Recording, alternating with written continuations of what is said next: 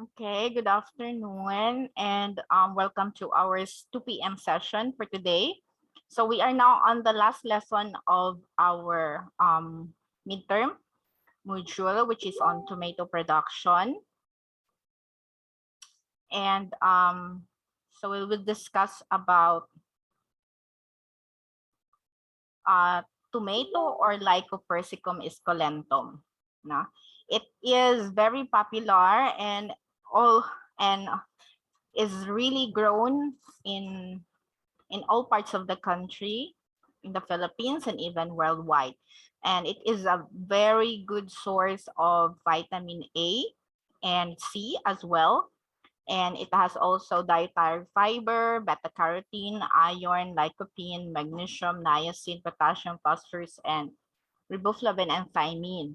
No, and it's very rich in antioxidant, as you can see the colors. No, it's good for the heart, helps in prevent aging, and reduces risk of chronic diseases as well. Okay.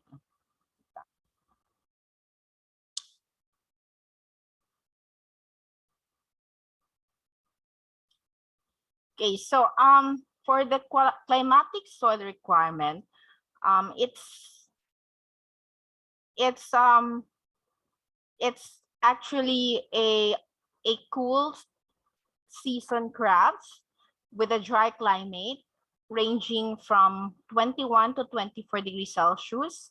And for colder areas pa dyan, you can actually plant tomato at, in the months of September to January and November to February in the lowland areas. No?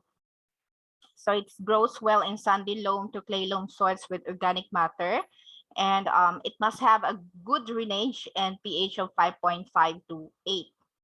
So it's very well adjusted to its pH, and it must have a well pulverized soil and promoted good aeration and enhances root formation. So for the soil preparation, again, wait lang ha, I will just check that. Today is 25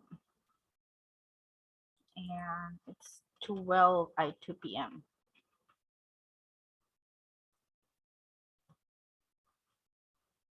Okay, so going back, the soil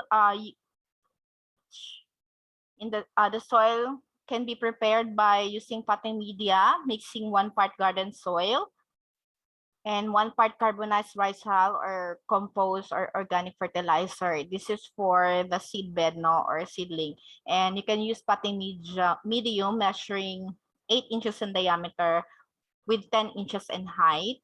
And the bigger the pot, the better kung ipapat mo siya.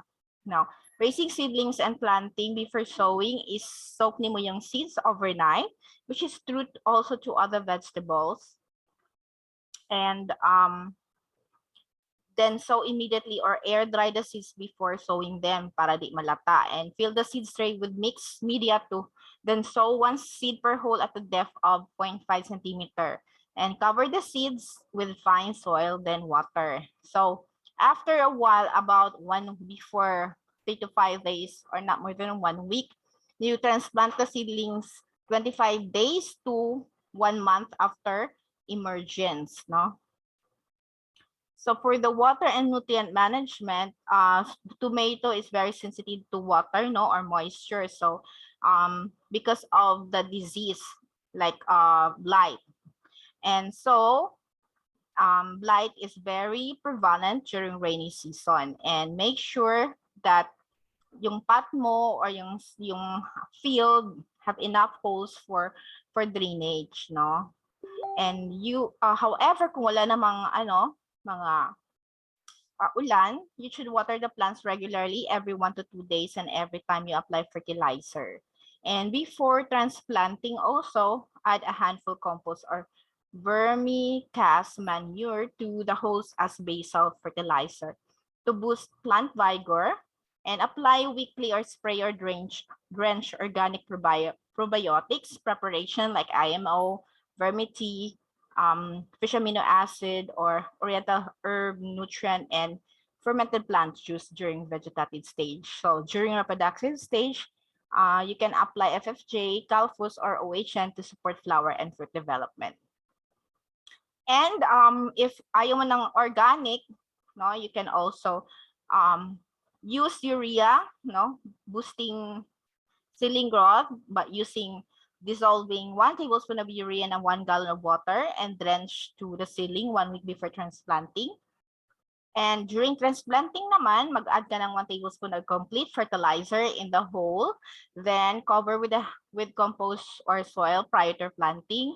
Then after 2 weeks, apply again 1 tablespoon of urea and more MOP, and then bury them 1 inch deep, 3 to 4 inches away from the stem, and then repeat application of urea and potash every 30 days or 30 days after transplanting. And for trellising, it's very important kasi medyo soft yung ating tomato. So if you are growing them in containers, you need to have a support to hold them upright. So you can have trellis 15 days after transplanting using locally lang na mga available materials. Mamaya makikita natin sa video. And you need to water the plants as the need arises. And since it's very sensitive to flooding, so watering must be done just to moisten the root zone, no? Not really to flood them because of the blight nga.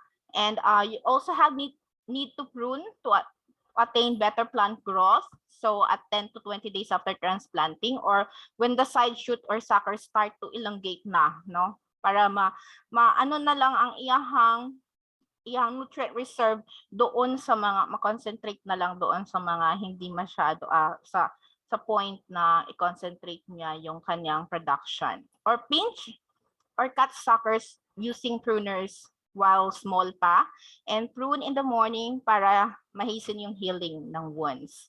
For the pest management naman, we have whiteflies, thrips, and fruit borer as the common insect pest of tomato, and bacterial wilt blight as fungi, and we also have mosaic virus as viral disease.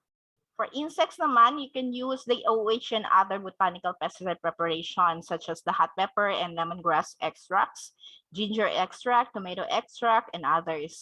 And for diseases, you can also use the OH and botanical fungicides such as onion extract, ipil-ipil, kamantigi, and takip kuhol.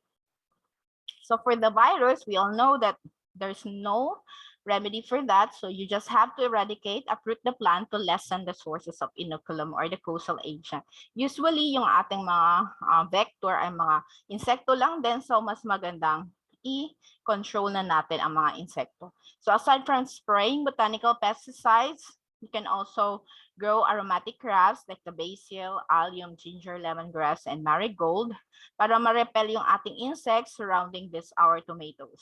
And growing cosmos, sunflower, and zinnia also attracts beneficial insects. Kaya, and also good sanitation, no? Malinis, well weeding, no? And removing diseased or damaged plants, parts, and burying them is part of the sanitation. And you can also use chemical pesticides to control weeds, no? If you don't opt for organic. And now we can harvest our tomato when it's kapag yung ating consumer or yung ating market ay malapit lang locally, so they can be fully ripened, no, like 50% to 80% ripe, but we can also harvest them still green or yellow pa lang or less than 50% kapag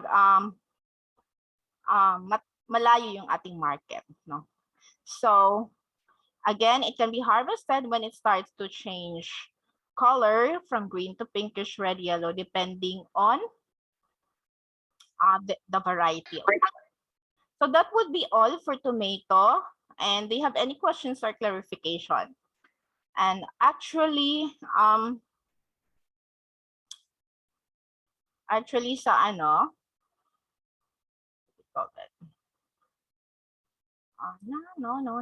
No.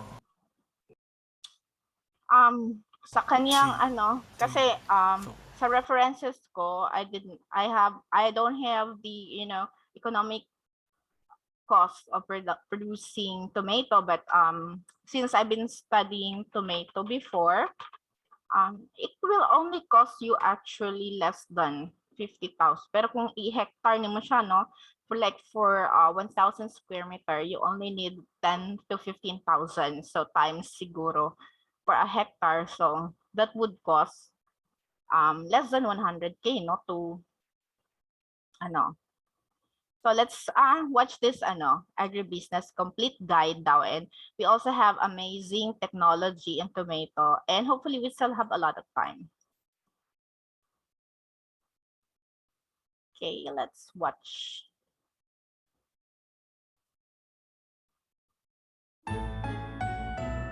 Namnamin ang sarap ng Pasko with Eden Queso de Bola. kailangan ng refund? Sure ka sa Lazada. Ano ba yan? Sige na lang. Tomato farming.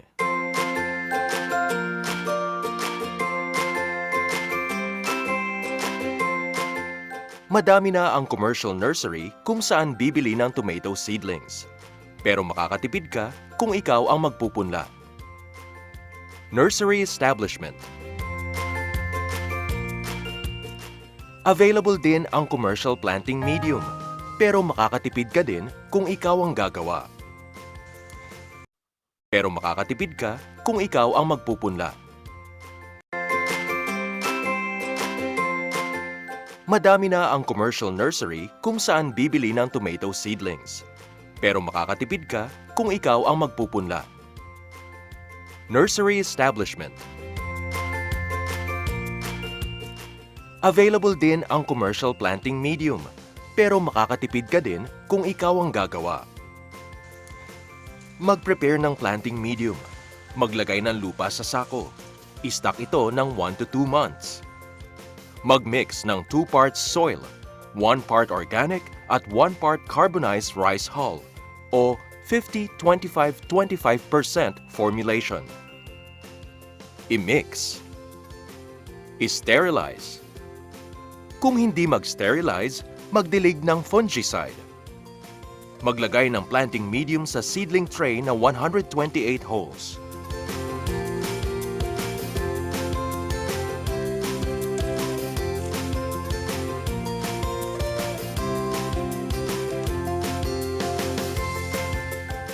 Gumawa ng butas.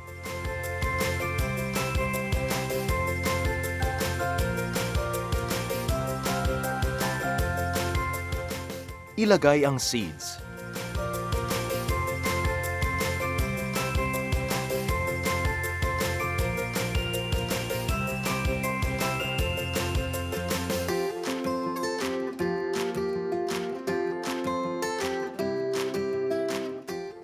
Takpan ng lupa.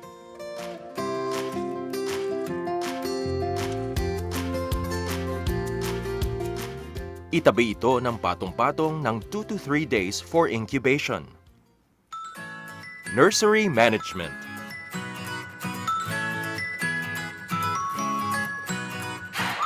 Diligan araw-araw through misting tuwing umaga.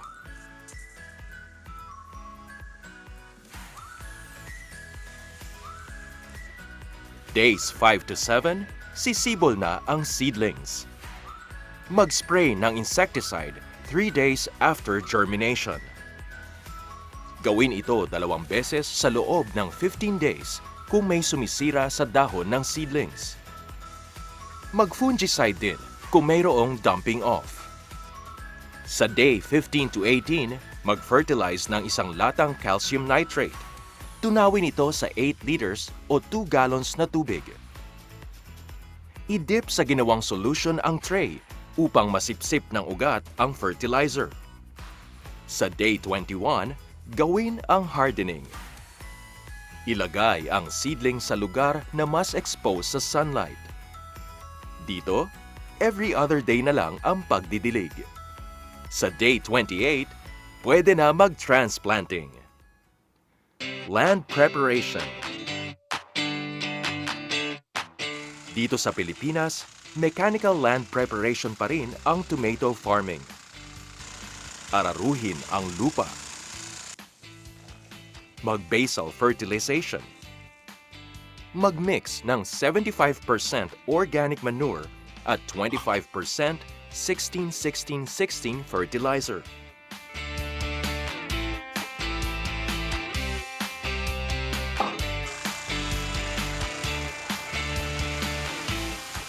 Gumawa ng kanal na 50 centimeters. Gumawa ng plot na 1 meter.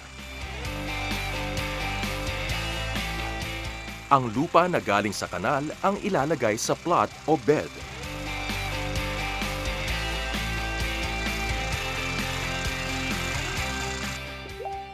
Gawin ang plastic mulching.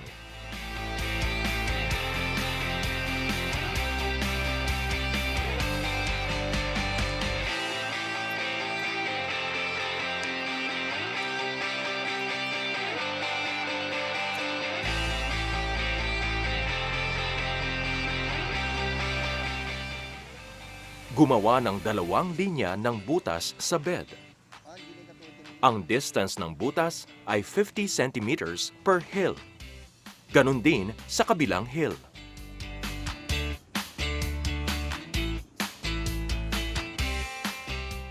Ang 2 linya ng hill ay hindi magkatapat para maiwasang mag-crowded ang tomato plant kapag may mga branches na ito.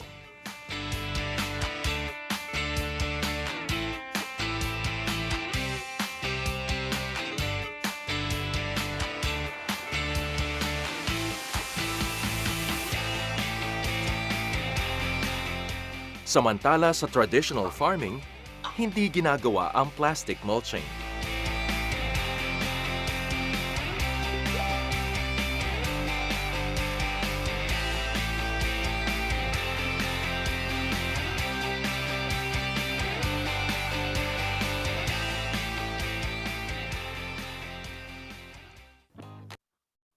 Nasa View ang fan-favorite anime? Hi! Watch free anime on View! Say hi to anime on View! My son works hard. At class and at home. Start na tayo, Dad. He used to suffer from neuropathy symptoms like mamamanhid at tusok-tusok. Farm management, early vegetative stage. Day 1 to 14 after transplanting ay early vegetative stage. Mag-dredging after transplanting.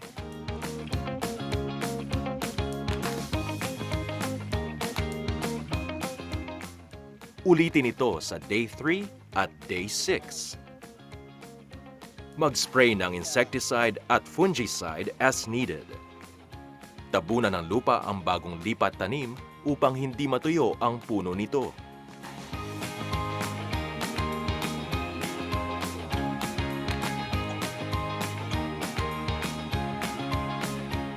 Vegetative to late vegetative stage.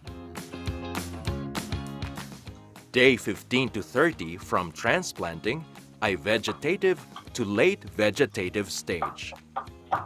Sa day 14, mag-side dress fertilization. Mag-mix ng 1:1 ratio ng 16-16-16 at urea. Maglagay ng 1 kutsarita sa bawat puno. 4 inches ang layo nito sa puno.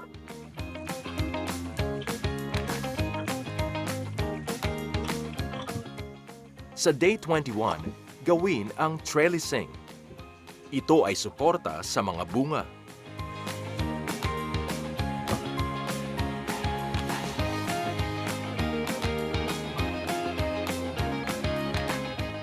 Sa day 28, ulitin ang side dressing.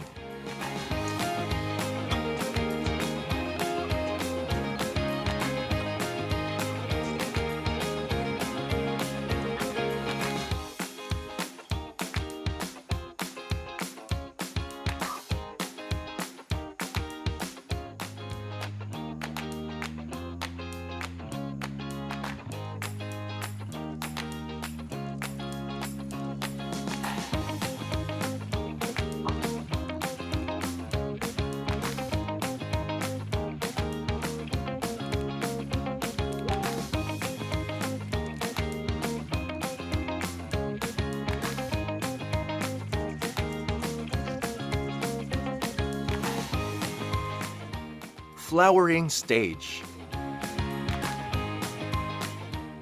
Sa day 31 to 45 ang flowering stage.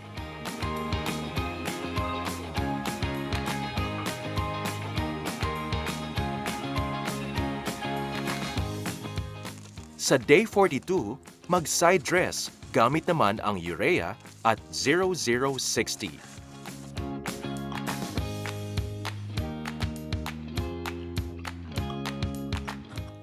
Gawin ding regular ang weeding sa taniman.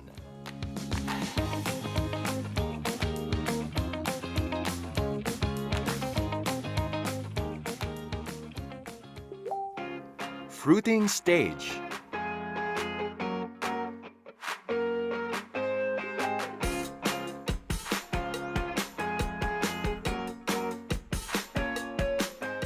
Day 45 ang umpisa ng fruiting stage.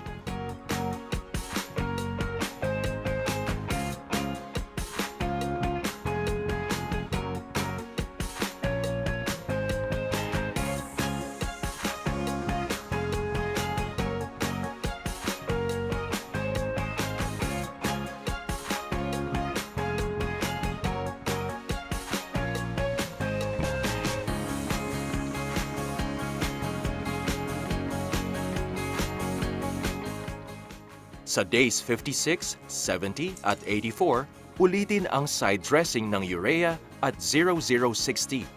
Tandaan, ang side dressing ay tuwing 14 days. Harvesting.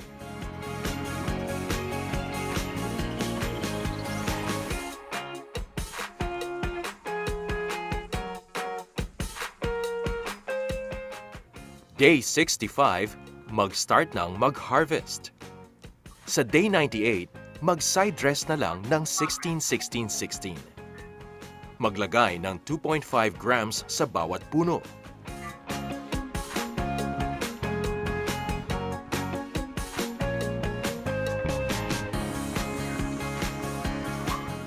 Tuloy-tuloy ang fertilization every 14 days.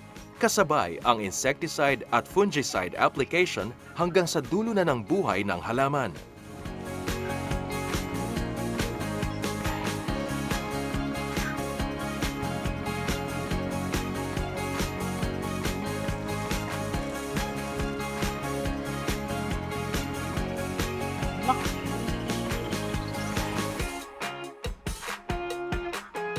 Mag-harvest kapag manibalang na ang prutas. O kaya kapag may silay na sa may ilalim na part ng bunga.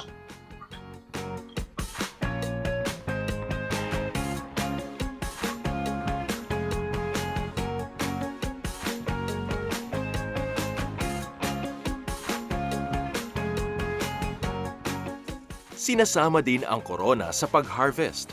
Patunay ito na bagong harvest at fresh ang bunga. Ito ang preference ngayon ng mga buyers. At isort ang mga na-harvest according to sizes.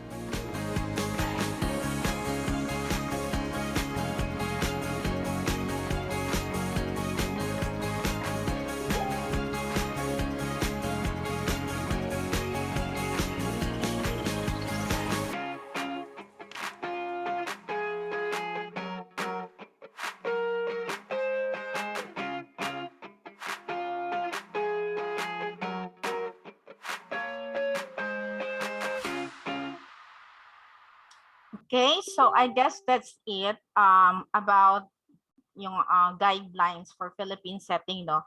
I'll just continue with technology. This is 10 minutes, so para by next Nescafe Original. May Right. tapang ng dag... para by next meeting, we can have our pre-final na nga topics. Okay, so let's start.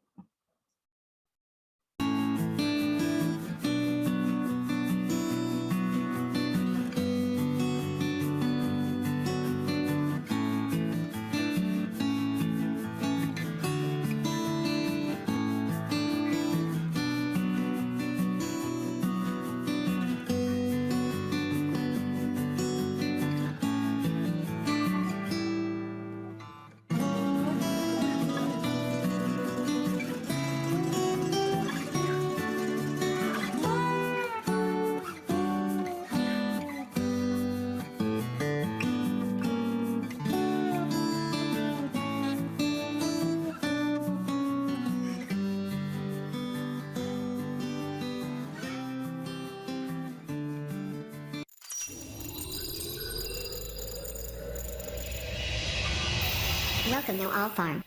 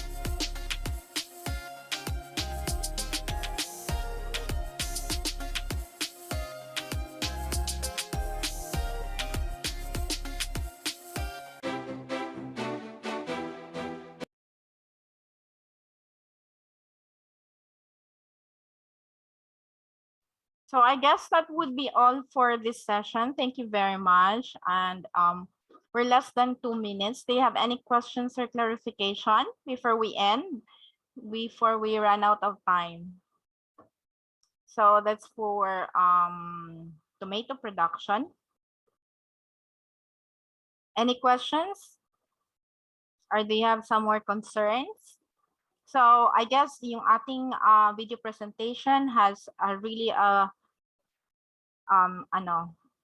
very good guide presentation for both yung ating Philippine setting as well as greenhouse setting. No? So thank you again for joining for this session. I still have another session at 3 after about 30 to 20 minutes.